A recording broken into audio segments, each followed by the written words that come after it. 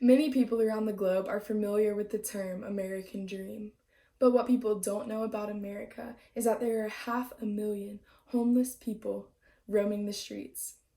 It's enough to consider an epidemic. It's a growing problem, and if we don't take effort to flatten the curve now, the numbers will continue to rise and it will be out of control. Even walking around in my hometown, I found myself seeing people every time I went out, sitting on the sidewalk begging for money. It has overtaken the streets. It's in all countries. It's inclusive in that it doesn't affect a certain race or a certain gender or age. It's very inclusive. So now, in this speech, I just want to define homelessness for you and hopefully give you an insight on how we can overcome homelessness.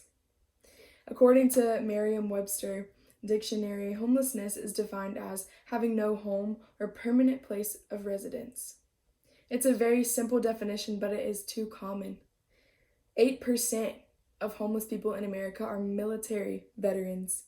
This seems small, just 8%, but it is equivalent to 40,000 of the homeless people are military veterans. According to endhomelessness.org, in Alabama, there are 3,434 people homeless. That is 7 in 10,000 people in Alabama that are homeless. There are many shelters and organizations that aid in homelessness and are there to help people. 49% of individuals that are homeless are sheltered.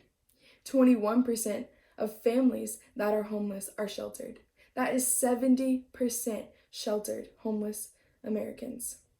But resources are running out, especially with the most recent COVID-19 outbreak.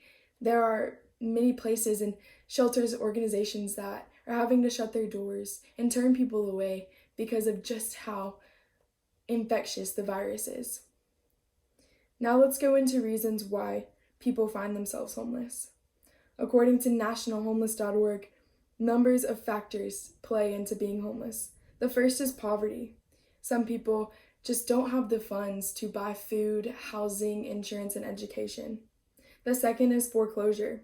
The National Coalition for the Homeless identified a close link from foreclosure to homelessness. And the third is lack of affordable housing. This lack leads to higher rent and overcrowding, making it even harder for homeless people to find housing. Now let's go into how to get out of homelessness. According to Lind Education, the first step is to find an assistance program. If the homeless person can secure this, the chances are way higher than if they tried to do it on their own. Public libraries and shelters sometimes offer computers with free internet access or even phones so that people can contact resources to get help. The first roadblock is housing. And after they secure housing, the second step would be to get employment, to stay afloat, and to keep that housing. The Continuum of Care program, Emergency Solution Grant, and Title V program are many of the resources that are there to help and accompany the journey. It's not only important for these resources to initially help the person, but also to continue to follow up with them, because that just further secures their success. So let's review. Between 2017 and 2018, there was an increase in homelessness by 0.3%. But over the last decade, it has kept a general downhill trend.